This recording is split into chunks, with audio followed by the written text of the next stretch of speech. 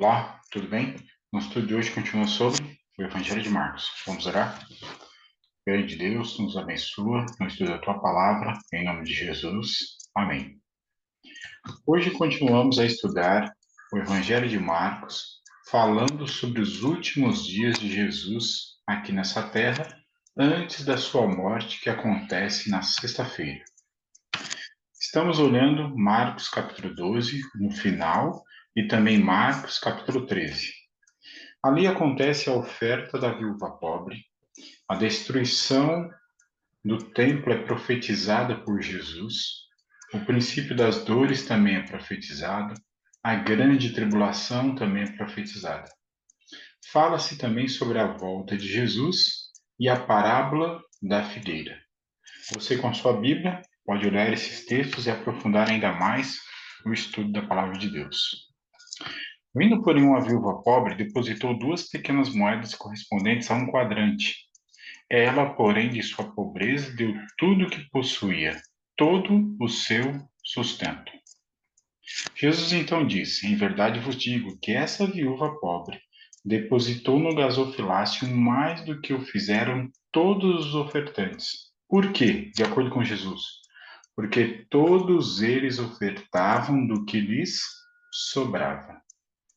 Percebe? A qualidade da oferta é importantíssima para Jesus.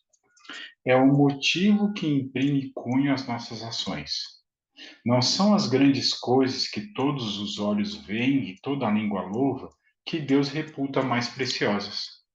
Privou-se de alimento para oferecer aquelas 2 moedinhas à causa que amava. Foi esse espírito abnegado e essa infantil fé que atraiu o louvor do Senhor. Então, a qualidade da oferta. A influência daquela pequenina oferta tem sido como um rio, pequeno no começo, mas que se amplia e aprofunda à medida que corre através dos séculos. Tem sido como um apelo dirigido a ricos e pobres, e as dádivas destes avolumaram o valor da oferta da viúva. Ao ler essa história na palavra de Deus, uma história real, ver a reação de Jesus, isso me constrange e acaba me motivando a também ofertar com qualidade, com alegria e para ajudar o próximo. Como era o sacerdócio para onde estava indo aquela oferta? Ele estava corrompido. Sabia que seriam baldados seus esforços para reformar um sacerdócio corrompido. Devido à sua reverência pela tradição e sua fé cega em um sacerdócio corrompido, achava-se o povo escravizado. Então, a infidelidade do sacerdócio não deveria refletir-se na infidelidade dos ofertantes. E isso não aconteceu na vida daquela viúva, graças a Deus. E não pode acontecer na minha e na sua vida. Jesus também fala sobre a destruição do templo. Ele esteve no templo no domingo, na segunda, na terça. Agora, terça-feira, ele está saindo do templo. Ao sair Jesus do templo, disse-lhe um de seus discípulos: Mestre, que pedras, que construções! Mas Jesus lhe disse: Vês estas grandes construções? Não ficará pedra sobre pedra que não seja derribada. Então, Jesus ali causa um choque nos discípulos, né? Eles estão na expectativa que ele também vai elogiar, mas Jesus está citando uma profecia da Bíblia, escrita há mais de 500 anos antes dele vir a esse planeta. Está em Daniel 9, verso 26. Lá diz assim, ó: E o povo de um príncipe que há de vir destruirá a cidade e o santuário. Lembra? Não vai ficar pedra sobre pedra, Jesus disse. E o seu fim será num dilúvio e até ao fim haverá guerra. Desolações são determinadas. Então, que povo de um príncipe que é esse que há de vir? É o Império Romano. O que eles vão fazer? Destruir a cidade e o templo. E acontecerá o fim de Jerusalém naquele momento. Com essa profecia em mente, Jesus cita aos discípulos. Essa é uma foto tirada do Monte das Oliveiras para o Monte Sião. Aqui nós temos o que alguns chamam de uma antiga entrada do templo da época de Jesus. Foi destruído, né? Mas ali há alguns resquícios desse templo. Então, não está longe, tudo bem? Monte das Oliveiras, uma pequena depressão, Monte Sião. Sob o Monte Sião foi construído o templo. Marcos 13, Jesus continua e diz assim: no Monte das Oliveiras, defronte do templo, nós já vimos ali, né? Achava-se Jesus assentado quando Pedro, Tiago, João e André lhe perguntaram em particular: dize-nos quando sucederão estas coisas e que sinal haverá quando todas elas estiverem para cumprir-se. Então, que estas coisas são essas? São aquelas que Jesus citou no templo e no domingo, na segunda, na terça, coisas ruins que iriam acontecer para o povo que rejeitava a Jesus. Olha, algumas delas eu sublinhei aí, ó. Marcos 11, 20. E passando eles pela manhã, viram que a figueira secara desde a raiz. Nós já vimos nos estudos anteriores que a figueira foi usada como um símbolo do povo judeu. Marcos 12, verso 9. Que fará? Virá, exterminará aqueles lavradores e passará a vinha a outros. Lembra? O proprietário contratou alguns lavradores e eles matavam os servos do proprietário e mataram até o próprio filho, também falando sobre o povo judeu. E os líderes reconheceram que Jesus estava falando deles. Marcos 12, verso 40. Os quais devoram as casas das viúvas e, para o justificar, fazem longas orações. Estes sofrerão juízo muito mais severo. Então, tudo se aplicando ao povo judeu que rejeitou ao Messias. Então, quando vai acontecer estas coisas? Exterminará um juízo muito severo. Quando? Jesus responde: então Jesus passou a dizer-lhes: vede que ninguém vos engane. Não faz sentido a resposta de Jesus, ok? Eles querem saber quando estas coisas, que sinal Jesus fala sobre o engano. Do que Jesus está falando? Desejar tuas ações, página 628. Cristo disse: ao verem os rabis estes sinais, hão de declarar que são juízos de Deus sobre as nações por manterem em servidão seu povo escolhido. Dirão que essas coisas são indícios da vinda do Messias. Não vos enganeis. Elas são princípio de seus juízos. São sinais de sua destruição. Eram sinais de que a profecia de Daniel 9 estava às portas para se cumprir, sinais de destruição. Eles iam perguntar para os líderes iam dizer: não, isso são juízos contra os nossos inimigos, inclusive os romanos, e é um sinal de que o Messias está vindo. E Jesus diz para eles assim: esse é um engano, essa orientação é um engano. Isso não tem a ver com juízo para com os inimigos, isso não tem a ver com a volta de Jesus, a vinda do Messias, isso tem a ver com a destruição do povo. Ninguém vos engane. Então, entre a morte de Jesus e o cerco de Jerusalém, que aconteceu no ano 70, morte de Jesus, ano 31. Cerco e destruição de Jerusalém, ano 70. Esses eventos iriam acontecer de acordo com Jesus. Eles iriam aos líderes, os líderes iam dizer: ah, não, isso aí são juízos contra os nossos inimigos e sinal da vinda do Messias. Não vos engane, está falando da destruição de Jerusalém. As palavras de Cristo cumpriram-se. Entre sua morte e o cerco de Jerusalém apareceram muitos falsos messias. Os mesmos enganos praticados anteriormente à destruição de Jerusalém têm sido postos através dos séculos e seloão de novo. Então, aqui temos a profecia das 2.300 tardes e manhãs. Percebe aqui, ó, ano 31, morte de Jesus. Na metade da última semana profética. Quanto tempo demorou o ministério de Jesus do seu batismo no ano 27 ao ano 31 na sua morte? 3 anos e meio. Algum tempo depois, e essa data não existia, tudo bem? A profecia de Jesus não falava de nenhuma data. Assim como a volta de Jesus, nós não temos o dia nem a hora. Mas hoje, olhando para trás, nós sabemos que a destruição de Jerusalém aconteceu no ano 70. Marcos capítulo 13, Jesus fala que surgiriam falsos cristos. Marcos 13, verso 7, fala de guerras. 13:8, terremotos e fome. 13:9, eles seriam açoitados. 13:10, o evangelho seria pregado em todo o mundo. De acordo com Jesus, isso iria acontecer entre a sua morte e o ano 70, com a destruição de Jerusalém. Vamos ver se aconteceu. Apareceram muitos falsos cristos, falsos messias. Os homens lutavam pela supremacia, foram mortos imperadores. Os que se julgavam sucessores ao trono eram assassinados. Houve guerra e rumores de guerra. Uma grave fome na Judéia ocorrida por volta do ano 44, que é mencionada em Atos 11, verso 28.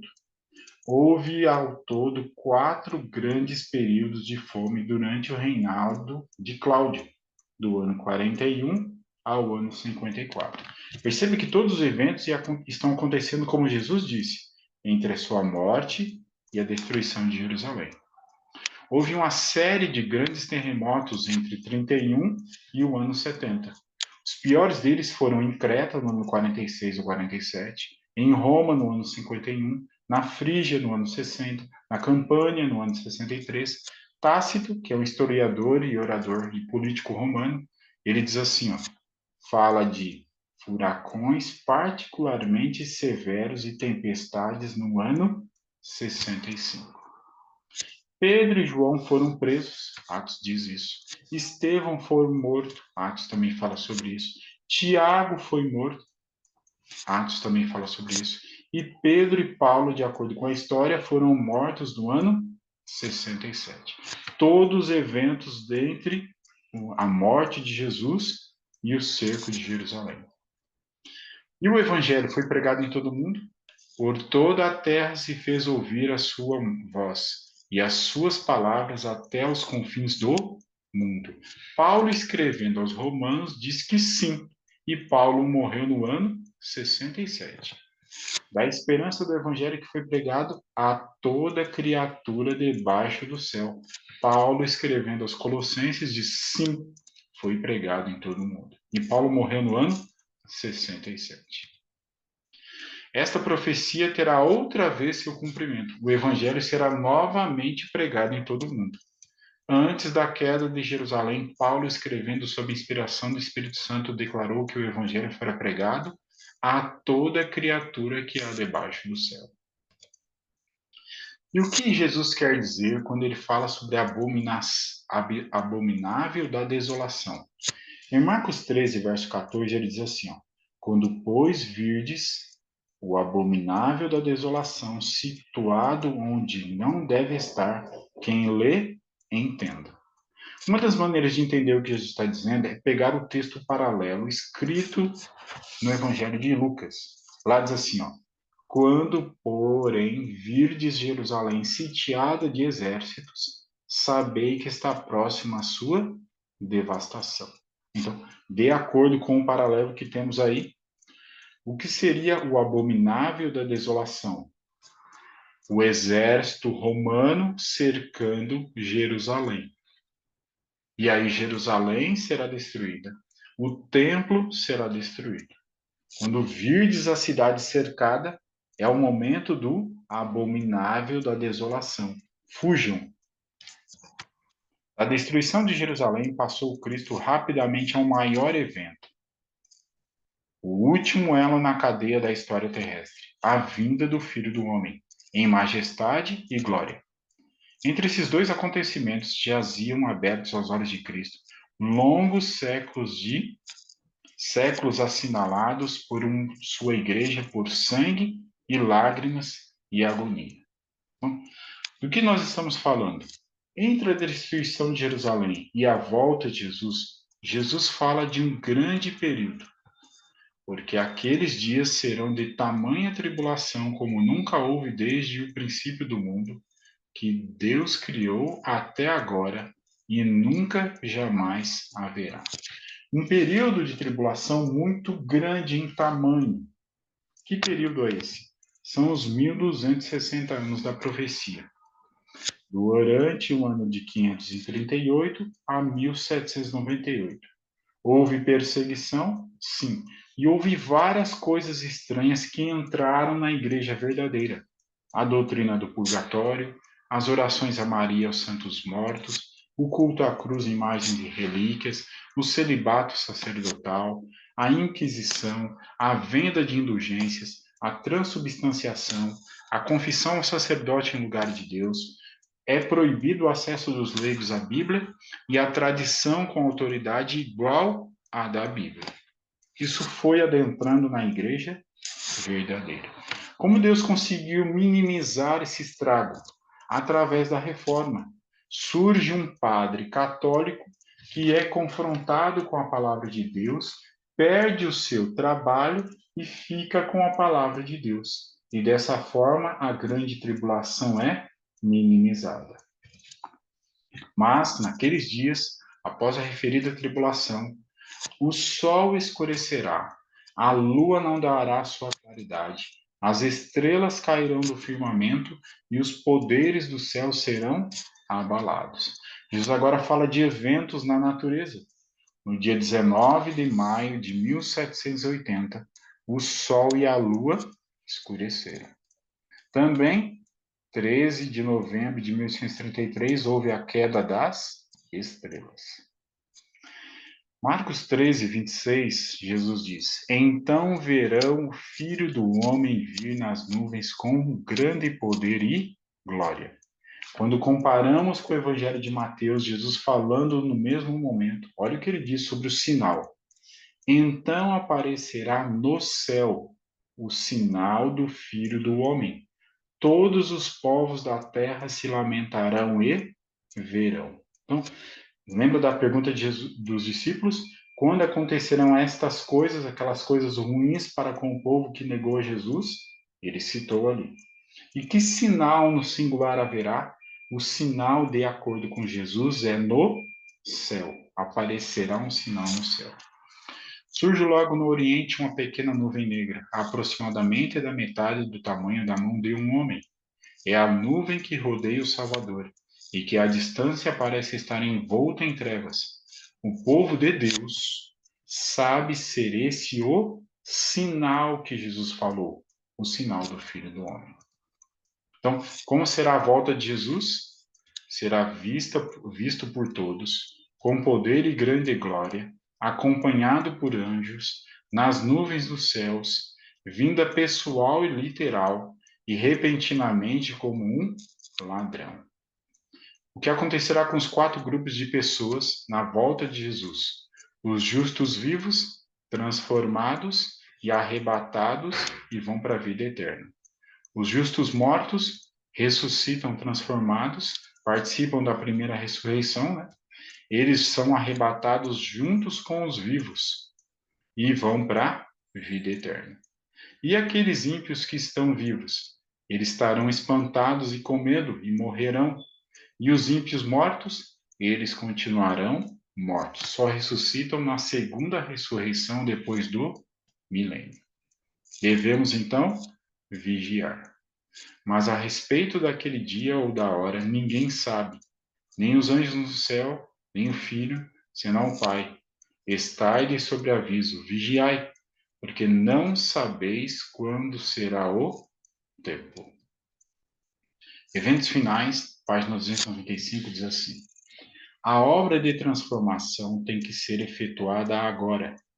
Nossa vida diária está determinando o nosso destino. Precisamos arrepender-nos dos defeitos de caráter, vencê-los pela graça de Cristo e formar um caráter simétrico nesse período de prova, a fim de que sejamos habilitados para as mansões lá do alto. Então, qual é o dia de sermos fiéis ao conhecimento que nós já temos? Agora, hoje, neste período de prova. Que essa seja uma realidade na minha vida e na sua vida. Em nome de Jesus. Amém.